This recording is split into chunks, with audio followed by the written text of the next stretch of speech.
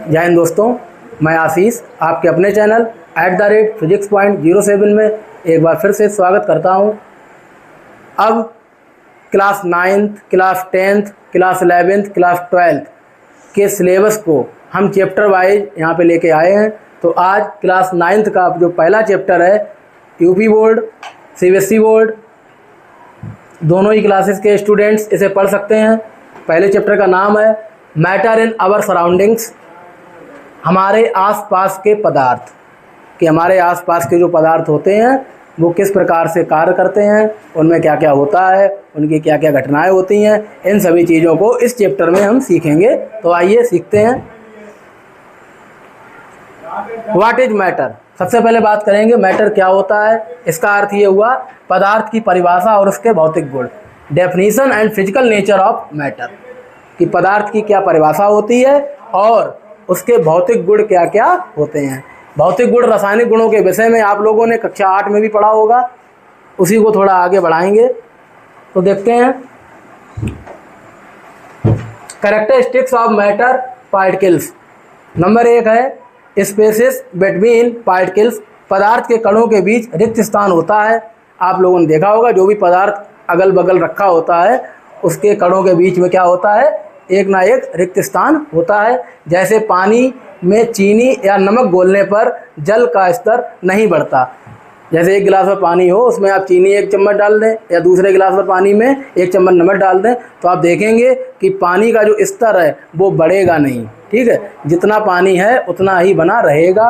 क्या हुआ, उस पानी ने उस नमक और चीनी को अपने में घोल लिया, मिला लिया। इसके बाद कंटिन्यूसली मूविंग, कण निरंतर गतिमान रहते हैं। जो भी कण होते हैं वो सब हमेशा कैसे होते हैं, मोशन में होते हैं, क्योंकि उनमें गतिज ऊर्जा होती है। कोई भी पार्टिकल तभी गतिमान होगा जब उसमें वेलोसिटी होगी, और वेलोसिटी जिसमें जिसमें होगी उसमें मोमेंटम होगा। मोमेंटम जहाँ जहाँ होगा वहाँ पे काइनेटिक एनर्जी अवश्य होगी। काइनेटिक एनर्जी को ही गतिज ऊर्जा कहते हैं। तापमान बढ़ने से गति तेज होती है, because we know that kinetic energy is depends on temperature. जो गतिज ऊर्जा होती है पदार्थ की वो उसके टेम्परेचर पे, ताप पे निर्भर करती है। K = 3/2 kT से, जहाँ K बोल्ट्जमैन नियतांक है या बोल्ट्जमैन कांस्टेंट है। तो वहाँ से आप देख सकते हैं कि जो काइनेटिक एनर्जी होती है वो टेम्परेचर बढ़ने के साथ उसकी जो मोशन है वो तेज हो जाती है। नेक्स्ट थर्ड वन है अट्रैक्ट ईच अदर। ब्रह्मांड में प्रत्येक कण दूसरे कण को अपनी ओर आकर्षित करता है या अट्रैक्ट करता है।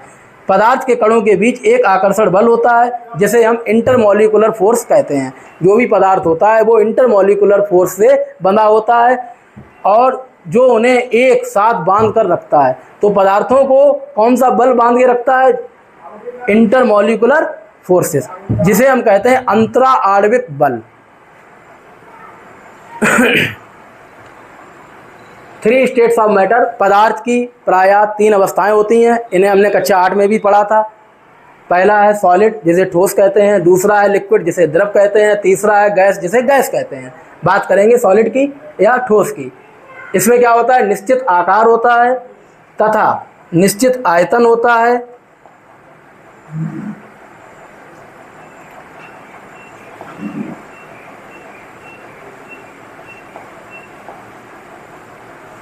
इसमें क्या क्या होता है, जो आकार होता है वो निश्चित होता है। आकार का मतलब है शेप या साइज।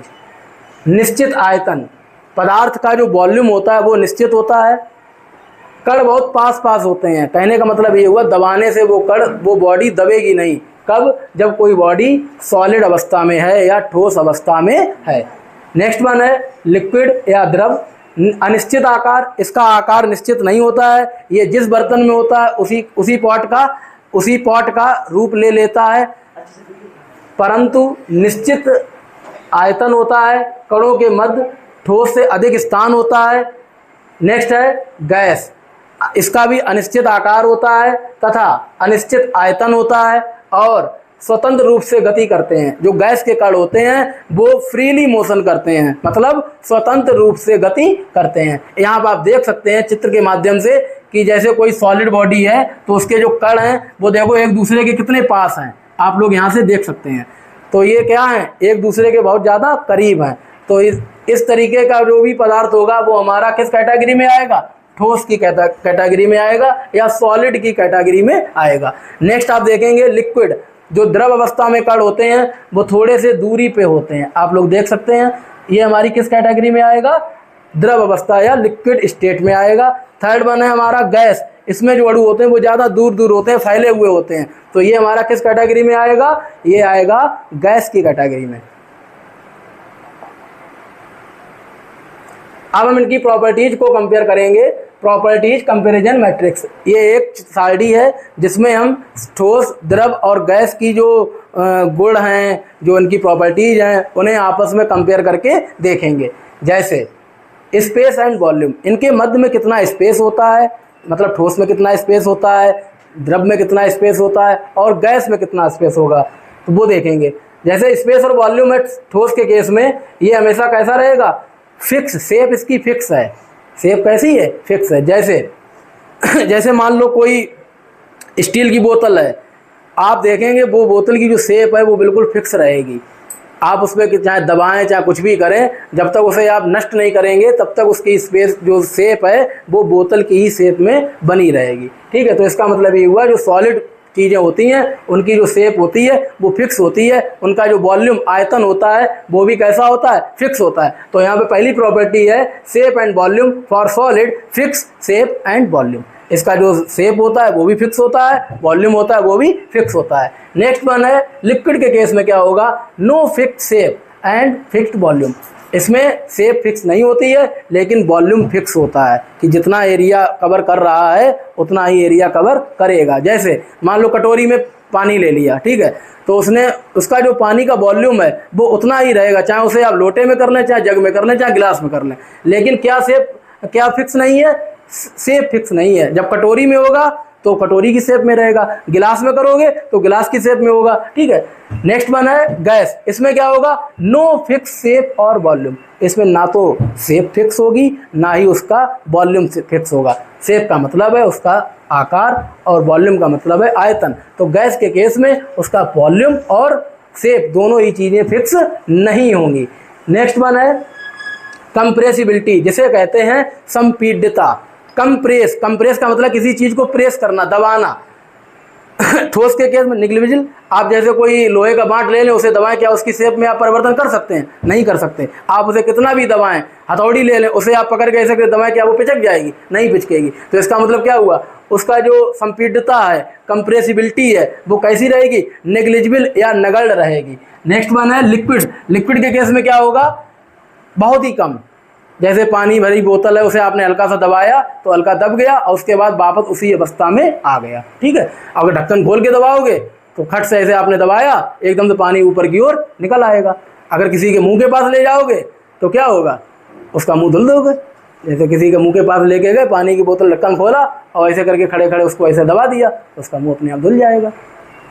लेकिन ध्यान रखना, किसी व्यक्ति को नाराज नहीं करना है। नेक्स्ट वन है गैस, इसमें क्या होगा, इसका जो कंप्रेसिबिलिटी होती है ये हाई होती है, इसे दबाने से ये फैलने लगती है। ठीक है, जैसे कि एग्जाम्पल के तौर पे एलपीजी जो हमारी घरेलू गैस है, सीएनजी जो हमारे वाहन में अक्सर आजकल यूज की जाती है, सीएनजी गैस, सीएनजी वाहन आपने देखे होंगे। नेक्स्ट वन है अट्रैक्शन फोर्स या आकर्षण बल। सॉलिड में क्या होता है, अट्रैक्शन फोर्स ज़्यादा होता है। जब अट्रैक्शन फोर्स ज़्यादा है तभी जो सॉलिड के पार्टिकल्स हैं वो आपस में एक दूसरे से जुड़े होते हैं। इसका मतलब ये हुआ कि सॉलिड के जो पार्टिकल्स होते हैं वो जुड़े होते हैं और उनका आकर्षण बल या अट्रैक्शन फोर्स सबसे ज़्यादा होता है। नेक्स्ट है लिक्विड में क्या होता है, ज़्यादा तो नहीं कहेंगे, मीडियम कहेंगे कि सॉलिड से थोड़ा कम होता है। और गैस के केस में ये कहेंगे इसमें बहुत ही कम, बिल्कुल न्यूनतम, मतलब मिनिमम होता है। क्या मिनिमम होता है, अट्रैक्शन फोर्स। तो अट्रैक्शन फोर्स जो है वो सॉलिड के केस में मैक्सिमम होता है और लिक्विड के केस में मीडियम होता है और गैस के केस में मिनिमम या न्यूनतम होता है। नेक्स्ट वन है फ्लूइडिटी, मतलब बहाव, कि सॉलिड का बहाव कैसा होगा, लिक्विड का बहाव कैसा होगा और गैस का बहाव कैसा होगा। तो आप देख सकते हैं जो सॉलिड होता है वो फ्लो नहीं करता, बहता नहीं है। जैसे तुमने कहा 4-5 एक बोरी लोहे के नट ले लो, बोल्ट, उन्हें तुमने क्या किया, ऐसे करके फैला दो, ज़मीन में फैला दो। अब तुम कहो ये बह जाए तो ये अपने आप बह नहीं जाएंगे वो, ठीक है। तो सॉलिड में बहाव नहीं होता है, डज नॉट फ्लो, बहाव बिल्कुल भी नहीं होता है। इसके बाद लिक्विड के केस में होता है ये बहता है, जैसे गिलास में पानी लो फैला दो वो अपना बहने लगेगा, जिधर उसे रास्ता मिल जाएगा उधर को चला जाएगा, जब तक पानी बचा रहेगा तब तक। गैस के केस में क्या होता है, flows easily in all direction. Gas का जो केस है उसमें क्या होता है, इसका फ्लो हर दिशा में होता है। जैसे अगर आपने सिलेंडर खोल दिया कमरे में तो पूरे कमरे में गैस भर जाएगी, ठीक है। आप लोग इनका बारी बारी से क्या कर सकते हैं, स्क्रीनशॉट ले सकते हैं और इसे अपने फ़ोन में आराम से पढ़ सकते हैं। नेक्स्ट है इफेक्ट ऑफ टेम्परेचर। तो सॉलिड लिक्विड गैसेस के केस में उनके टेम्परेचर्स पे क्या इफेक्ट पड़ता है, अब उसकी चर्चा करेंगे। जैसे चेंज ऑफ स्टेट, अवस्था में परिवर्तन। कोई चीज़ सॉलिड है तो वो लिक्विड में कैसे होगी, कोई चीज़ लिक्विड है तो वो सॉलिड में कैसे होगी, कोई चीज़ लिक्विड है तो वो गैस में कैसे होगी। सबसे पहले बात करेंगे मेल्टिंग पॉइंट की, जिसे हम गलनांक कहते हैं। आप लोग जानते हैं वह तापमान जिस पर कोई ठोस वायुमंडलीय दाब पर पिघल कर द्रव बन जाता है। वह तापमान जिस पर कोई ठोस, कोई भी सॉलिड चीज़ है वो वायुमंडलीय दाब पे, जो एटमॉस्फेरिक प्रेशर है उस पर उस पर पिघल कर द्रव अवस्था में आ जाता है। तो बर्फ का जो गलनांक होता है वो कितना होता है, 273 के आसपास होता है। जैसे बर्फ का टुकड़ा होता है वो सॉलिड होता है, अब जैसे उसे बाहर रखेंगे तो वो क्या होगा, धीरे धीरे पिघलना शुरू कर देगा। तो यहाँ पे आप देख सकते हैं जो बर्फ़ होती है वो पिघल रही है, बर्फ़ सॉलिड है लेकिन जब पिघल जाती है तो वो लिक्विड स्टेट में आ जाती है। नेक्स्ट वन है बॉइलिंग पॉइंट। बॉइलिंग पॉइंट का मतलब होता है क्वथनांक, वह तापमान जिस पर द्रव उबलकर वाष्प में बदलता है। जैसे यहाँ पे देखिए ये किसी बीकर में पानी है और इसे नीचे से गर्म किया जा रहा है स्पिरिट लैंप की सहायता से, तो ये पानी धीरे धीरे खौलेगा, खौलने के बाद इसमें अपने आप धुआं आएगा। जो धुआं होगा वो इसका क्या हो जाएगा, वो इसे वेपराइजेशन, वाष्प में बदल देगा। नेक्स्ट वन है submission and pressure effect. Submission का मतलब होता है ऊर्ध्वपातन। ऊर्ध्वपातन क्या होता है, किसी पदार्थ का ठोस अवस्था से, किसी पदार्थ का ठोस अवस्था से सीधे गैस में बदलना बिना द्रव में बदले, ऊर्ध्वपातन कहलाता है। अब जैसे कोई पदार्थ है वो ठोस अवस्था से सीधे गैस अवस्था में जा रहा है, अगर ऐसी घटना हो रही है तो इस घटना को हम ऊर्ध्वपातन या सबमिशन कहते हैं। जैसे आप लोगों ने देखा होगा घरों में पूजा पाठ के लिए कपूर का प्रयोग किया जाता है। कपूर को आप खुला छोड़ दें, कपूर सॉलिड अवस्था में होता है, ठोस अवस्था में होता है, और जैसे ही आप उसे खुला छोड़ोगे वो थोड़ी देर में देखोगे वो धीरे धीरे कम हो जाएगा। इसका मतलब वो गैस अवस्था में परिवर्तित हो गया। और एक साल्ट है अमोनियम क्लोराइड, इसमें भी यही होता है। नेफ्थलीन की जो गोलियां होती हैं, जैसे हम लोग देखते हैं घरों में जो गोलियां रखी जाती कपड़ों वपड़ों में, फर्नीचर वगैरह में, सफ़ेद सफ़ेद कुछ रंगीन गोलियां भी होती हैं, उन्हें फिनाइल की गोलियां कुछ लोग बोलते हैं, उन्हें नेफ्थलीन की गोलियां भी कहते हैं। तो वो भी सॉलिड होती हैं लेकिन वो भी गैस अवस्था में पहुँच के धीरे धीरे समाप्त हो जाती हैं, ठीक है। तो ये उदाहरण है किसी भी सॉलिड चीज़ के गैस अवस्था में पहुंचने के। नेक्स्ट है इफेक्ट ऑफ प्रेशर। दाब का क्या प्रभाव पड़ता है, गैस पर दाब बढ़ाने और तापमान घटाने से गैस को द्रव में बदला जा सकता है। किसी भी गैस का अगर हम दाब बढ़ाएंगे और ताप को घटा देंगे, दाब को बढ़ाएंगे और ताप को घटाएंगे तो उसे किस में बदल सकते हैं,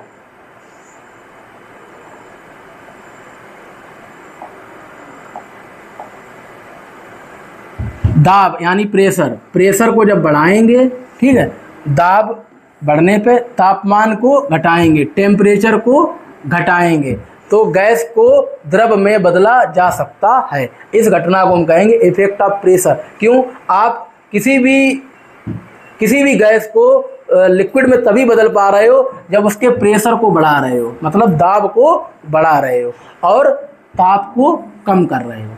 जब प्रेशर बढ़ेगा और ताप घटेगा तो आपका जो लिक्विड है, गैस है वो लिक्विड में परिवर्तित या चेंज हो जाएगी।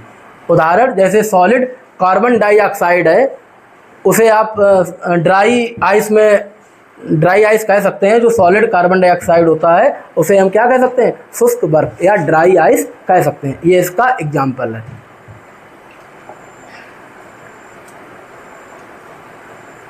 नेक्स्ट है बाष्पीकरण, इसे कहते हैं इवेपोराइजेशन।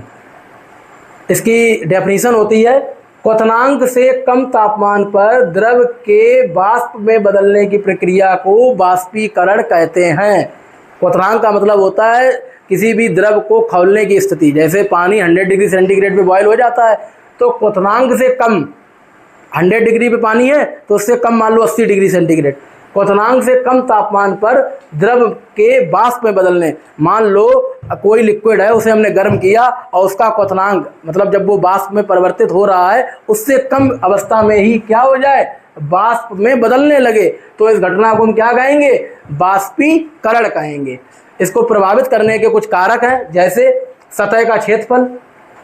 अगर हम क्या करें, सतह का क्षेत्रफल बढ़ने पर बाष्पीकरण तेज हो जाता है। अगर उसकी जो सरफेस होती है उसका एरिया बढ़ा दें तो बाष्पीकरण जो प्रोसेस है वो और तेजी से होने लगती है। नेक्स्ट वन है तापमान। अगर तापमान में वृद्धि करें तो कणों की गतिज ऊर्जा बढ़ जाती है। अगर किसी भी लिक्विड का हम क्या करें, टेम्परेचर इंक्रीज कर दें तो आप देखेंगे उसकी जो काइनेटिक एनर्जी होगी वो बढ़ जाएगी, because kinetic energy totally depends on its temperature. आर्द्रता, ह्यूमिडिटी, जैसे बरसात के दिनों में ह्यूमिडिटी ज़्यादा देखने को मिलती है। आप लोगों को ऐसा लगेगा पानी बरस रहा है और ऐसा लगेगा कि पानी बरस रहा है और गर्मी कम हो रही है, लेकिन फिर भी शरीर जो हमारा वो चिपचिपा रहा है। ये जो चिपचिपाहट है यही ह्यूमिडिटी कहलाती है, मतलब मौसम में गर्म नमी, इसी को हम ह्यूमिडिटी कहते हैं। हवा में नमी कम होने पर बाष्पीकरण तेज हो जाता है। जब हवा में नमी कम होगी तो बाष्पीकरण तेज हो जाएगा। वायु की गति, हवा तेज होने पर कपड़े जल्दी सूख जाते हैं। जब हवा तेज होती है तो कपड़े जल्दी सूख जाते हैं। यहाँ पे देखो कोई ड्राई है कोई वेट है, इससे आपको पता चल जाएगा। जो टिश्यू पेपर है वो ड्राई वाले पे रखोगे जब तो वो सूखा बना रहेगा, और अगर गीले वाले पे रखोगे वो धीरे धीरे गीला हो जाएगा। कब, किसके कारण, ह्यूमिडिटी के कारण।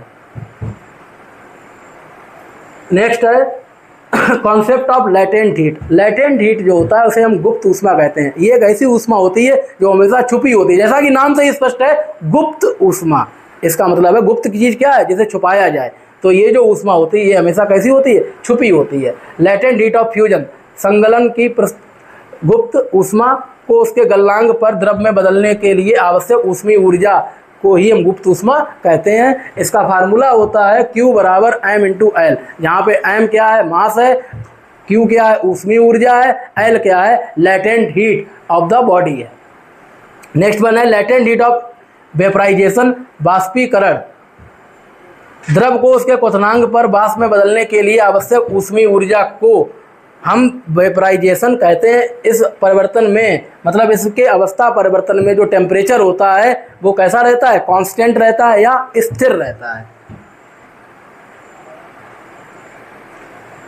अब आ गया, अभी तक आप लोग क्लास 8 तक सॉलिड लिक्विड गैस तीन ही अवस्थाओं के बारे में जानते थे, लेकिन कक्षा 9 में आप लोग जानेंगे कि चौथी और पांचवी अवस्था भी होती है, जिसमें एक होता है प्लाज्मा। कि प्लाज्मा क्या होता है, आप लोगों ने कक्षा 8 में सुना होगा प्लाज्मा क्या होता है। आज ऐसे जान लीजिए, अत्यधिक ऊर्जा वाले आयनीकृत गैस के कण तारों तथा सूर्य की चमक प्लाज्मा के कारण होती है। मतलब कहने का ये है कि तारों और सूर्य में जो चमक होती है वो किसके कारण होती है, प्लाज्मा के कारण होती है। नियॉन साइंस बल्ब में प्लाज्मा बनता है। तो ये जो बल्ब होता है एक प्रकार का, ये किससे बनता है, प्लाज्मा से बनता है। नेक्स्ट है बोस आइंस्टीन कंडेंसेट, इसे कहते हैं BEC।